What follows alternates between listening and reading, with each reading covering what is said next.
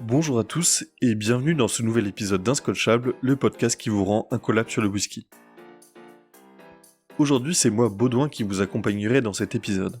J'aimerais que vous imaginiez que vous organisez une soirée dégustation avec des amis. Chacun rapporte une bouteille et vous reconnaissez donc des noms connus comme Talisker, Ardbeg, Kavalan ou Glenlivet.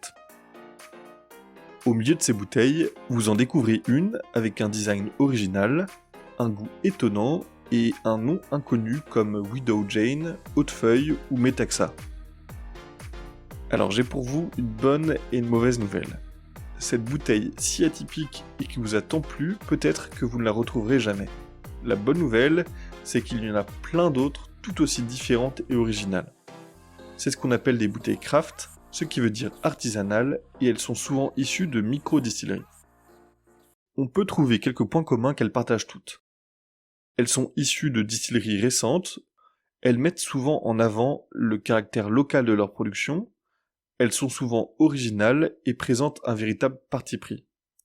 Enfin, elles sont produites dans des volumes plutôt modestes et elles sont parfois numérotées d'ailleurs.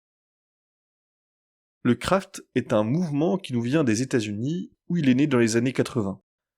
Il a pris une grande ampleur dans les 20 dernières années. Pour vous donner une idée, entre 2005 et 2015, le nombre de distilleries aux US est passé de 50 à 650. Ce mouvement copie un autre mouvement apparu quelques années auparavant et qui est la création de plein de micro-brasseries. Ce mouvement craft ou de création de plein de micro-distilleries s'est étendu partout dans le monde. Les critères pour le décrire restent assez flous, mais ces distilleries sont souvent créées par des personnes de la génération Y, donc ceux qui sont nés entre le début des années 80 et la fin des années 90, qui ont une conscience écologique qui les pousse notamment à se fournir au niveau local, à utiliser les ressources de leur territoire pour booster leur créativité aussi, et enfin qui veulent exprimer leur propre vision du whisky. Ce qui donne des résultats souvent originaux. Certains vont jouer sur les céréales. J'ai un exemple notamment d'un whisky à base de sorgho chez Southern Revival, sur la fermentation en utilisant leur propre levure, sur le séchage, par exemple en fumant le malt avec de la bruyère, sur la distillation bien sûr, ou encore sur le vieillissement. On peut par exemple utiliser des fûts de rhum, ou toaster ces fûts avec des algues. Bref, les possibilités sont vraiment infinies. Ce phénomène se développe de plus en plus, et ces petits producteurs ont même un impact sur les grandes marques. Elle les pousse à être plus créatives, à explorer la production bio, à capitaliser aussi sur leurs whiskies qui sont de fait plus anciens. Une autre conséquence du développement de la mouvance craft est le retour de la distillation dans les villes. Rien qu'à Paris, nous avons maintenant la distillerie de Paris, qui a été créée en 2015 dans le 10e, ou encore la distillerie Baquet, créée dans le 4e arrondissement en 2018.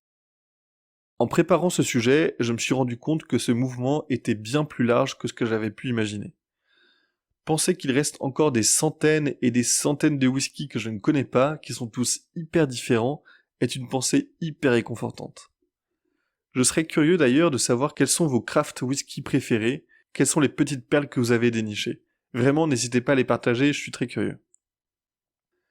Dans un article de 2019, Mathieu Accard, qui est responsable retail de la boutique La Maison du Whisky, indique que pour lui, les deux territoires les plus innovants sont la Suède et la France. Donc rien que sur notre territoire, il y a pas mal de distilleries à aller découvrir. Sur le site de la Fédération française du whisky, il parle de 100 distilleries en activité. Alors juste pour info, les États-Unis restent cependant les plus gros producteurs de craft whisky. Je vais vous laisser avec une anecdote sur la distillerie suédoise Mackmyra. Elle a développé un partenariat avec Microsoft et Forkind, qui est une société d'innovation technologique finlandaise.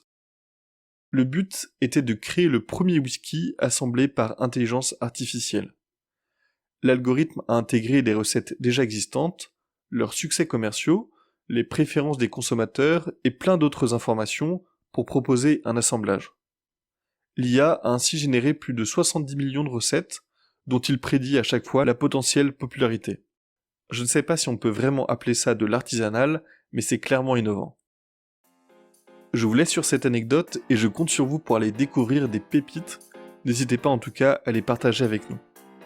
Je vous souhaite une bonne dégustation, je vous remercie pour votre écoute et on se retrouve dès la semaine prochaine avec Pauline pour un nouvel épisode.